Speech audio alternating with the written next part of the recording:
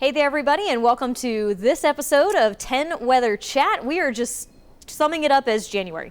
Just talking about January. Oh my gosh, what a month.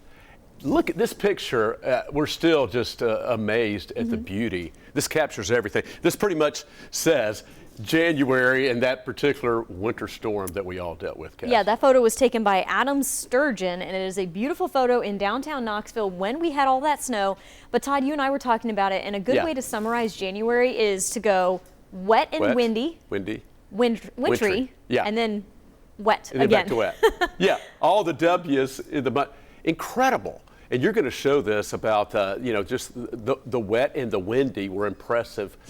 And then, a week later, we get this. We got a lot of stats. Cassie's got a lot of numbers we're going to be sharing with you. This photo is also just absolutely incredible. A little bit of icing maybe around the edges of that. I don't know if it looked real close, but, just incredible amounts of snow, the Arctic cold, the double blast of Arctic air that moved in.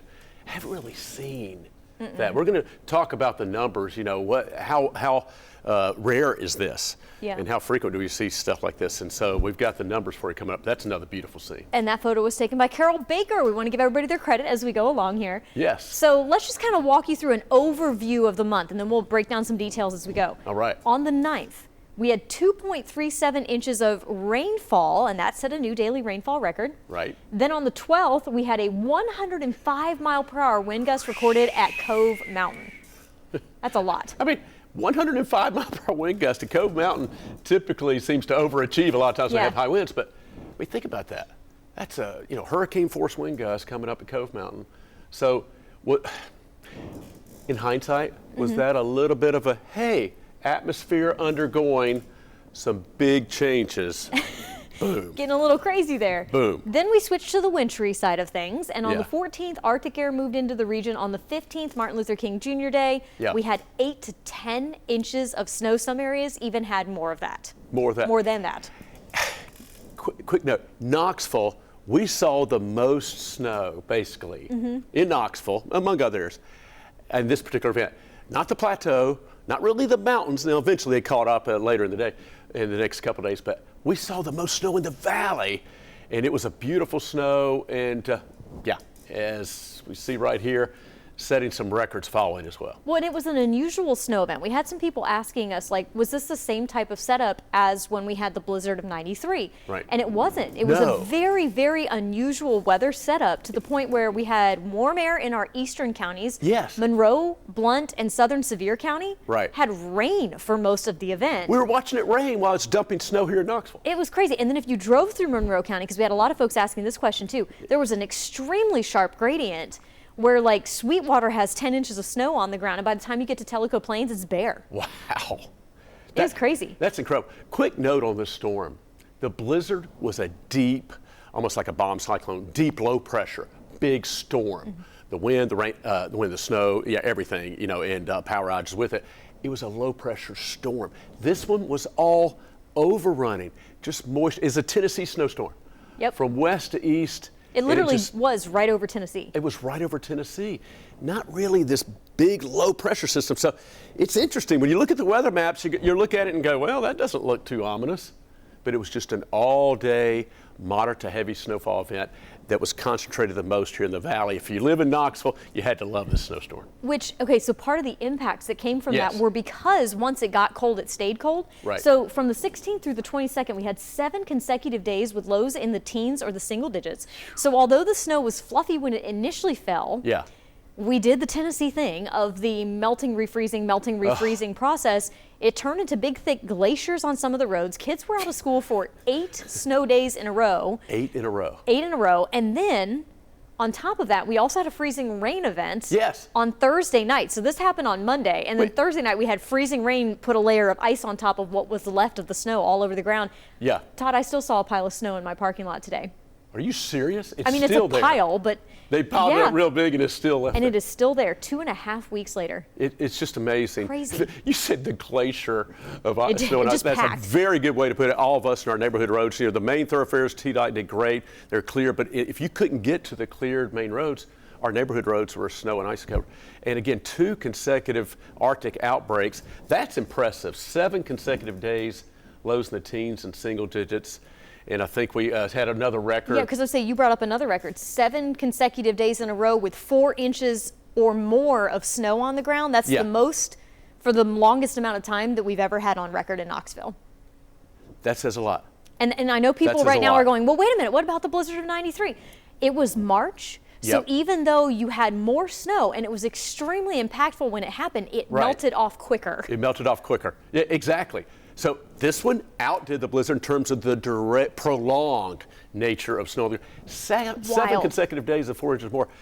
That's why we're doing this, because this January alone deserves an entire chapter in our books of weather history. Because but you know what's funny? Yeah. If you look back at the final summary, which we're going to go through in a second, it doesn't look like an extreme month. Yeah. When you just look at, because it all kind of balanced out. It's not going to pop out. One quick note, if folks are watching this and experience this event, and maybe you haven't been in East Tennessee or Knoxville area real long, normally this doesn't happen. Normally this doesn't happen. I mean, we'll get our snow events, but you know, this was a lot of snow. Normally it snows and then within a day or two, it's gone. You can get around. Like that. So this was why it was so unusual, the fact that it snowed that much and it stuck around that long. And something else I think we learned from this event, more so than normal, is that when it falls, you have to clear it. Yes. Like as it's falling or as soon as it's done, because if it gets to pack down, it's staying around when you get this cold air like this. So that's a lesson learned for me, was something I learned. Same here. And you too. We have to clean our cars off as soon as that snow stops falling, and we need to shovel our sidewalks, and if we can, our driveways and our roads, just as soon as it finishes, because then it packs. Before that, I should have got out Friday before the freezing rain event later that evening and before the next Arctic blast, because then it was like a glacier on the roads because it was so packed down. I shoveled 3 days in a row the following week, and it was hard to get up. Eventually it melted, but yeah, that was a good reminder. Good learning lesson Get for out all there of us. and shovel it. And this beautiful photo was sent in by Missy Maples. We love the snow and the ice on the trees right there. That's incredible. This is a recap of kind of the 15th. On the 15th specifically, that Monday, we had 6.3 inches of snow at the McGee-Tyson Airport. So that set a daily snowfall record. And it actually was only the 3rd time we've had measurable snow on the 15th of January, which is really interesting because that tells you that our normal, think of the woolly worms, our normal winter cycle is really cold in December, and then we do a January thaw. Exactly. And then February comes back. And this year we kind of did the opposite. We had a mild December, and then January has been very cold. Interesting. That is fascinating. That's the cool thing about statistics and weather records and data in general. As you said, usually you have a thaw. Not this year. Not this year. We did the opposite. Wow. It also was the largest single day snow that we'd had since March 12th of 2022. I remember, and that was another one. Yeah. A lot of snow fell, but by the end of the day it was gone. It was because gone. it's March. It's you have March. that higher sun angle. Yes. It was also the largest single day January snow since 1988. Yeah. And we ended up with 8.5 inches for the entire month. So that's the snowiest January and snowiest month that we've had since 1996. We had 10 inches in January of 1996. I was here, slept on the cot, and we measured about 10.5 out on our weather porch from that particular storm. But anyway, that's impressive, all those records. That was quite an impactful snowfall event. So there's our record rainfall. There's our record snowfall that we just talked about. Yep. For the month, we came out to 6.21 inches, which is about 1.5 inches or so above average for the month of January. Okay. But that doesn't even break into the top, let's see, I have not even in the top 30 not in wettest. the top 30. So isn't that crazy? You know, it is. You look at it, and it's not going to pop out of, wow, this is incredible. But within the month, record rain, wind, record snow. No, because people are going to want to know, and I think this is interesting too. The wettest January on record was in 1882, 16.98 inches.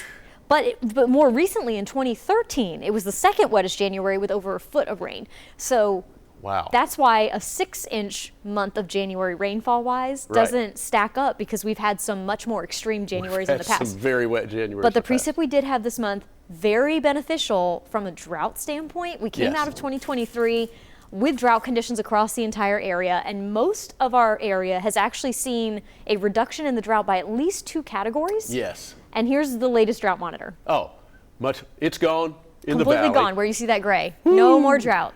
Took a while. Yes. Took a while. Still, hopefully the next drought monitor coming out soon, and we'll have updates, of course, daily on Channel 10, but the plateau will see improvements, but a big improvement. Huge improvement. From the 1st of January to this most recent one. Yep. And then for recapping temperature-wise, there you can see the cool temperatures to start. Yep. This was the wet and the windy week. This was the wet and windy Then we did the... You can break down week by week. Yeah, then we did our wintry week right here where it was super cold. And actually on the 20th, we had a high of only 20 degrees.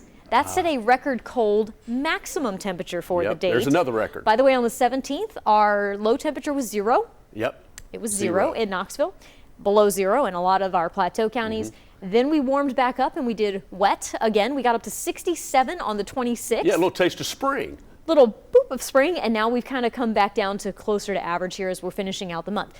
So now what folks want to know, which by the way, temperature recap-wise, about 3 degrees below average for the month overall, and again, doesn't even break into the top 40 coolest. Not going to jump out collectively as a whole month. Within the month, boom. Really interesting. Yeah. Now this beautiful photo was from Carol Humphrey. Wow. I love these bubbles, the frozen bubbles. That is amazing. And you can start to see the ice crystals showing up here. So what can we typically expect as we go into the month of February? Yeah, looking ahead now. Looking ahead, our average highs go from 50 to 57, so significant warm up. That's nice. Our lows go from 31 to 36, so still cool at night. Yeah, but above freezing. We're getting there. Time.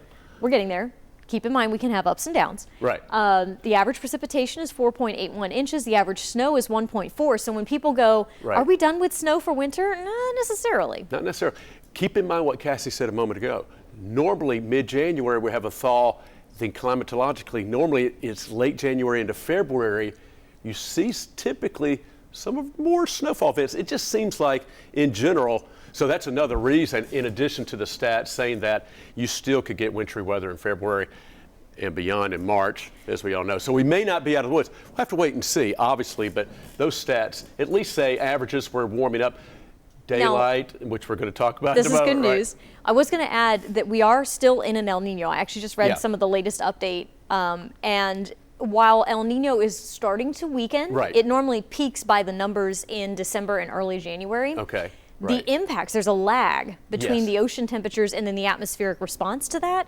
And so typically the most impacts from El Nino actually come later in winter and through the spring season. You know, it's fascinating. So we're not done with El Nino just yet. It's kind of the same thing in summer, a similar analogy. You know, your summer solstice, your highest sun angle is in summer, but there's a lag. Yeah, your average the heating and the ocean temperatures later in summer. Summer solstice is June 21st, around that time, but the average warmest temperatures are in July and August. Yeah, so it's similar, that atmosphere, you know, sun angle and ocean, the lag that happens there. So, yeah, may not be totally done with winter yet. Nope, so hang in there. And in longer range, for those of you who would like to know, it does look like we're going to possibly transition to neutral conditions through the spring season into summer. By late summer, there are some indications becoming more and more confident that we would actually be in a La Nina. Yeah. And which is normal to go from a very strong El Nino to yo-yo back. To bounce back. To a La Nina. Which could be interesting for the Atlantic season. We'll talk Hurricane about season, that. which I'm getting too excited to talk about. Yeah. You've covered back to winter. You've covered a few tropical systems. Yeah, just a few of them. Yeah. So we gained 58 minutes of daylight as we go through the month of February, and in fact, as we go through February, we start to gain more than 2 minutes of daylight per day. Gosh. Later sunsets. Our sunset is at 6:30 p.m. at the very end of February, which this February is a leap year. Right. So we have a February 29th.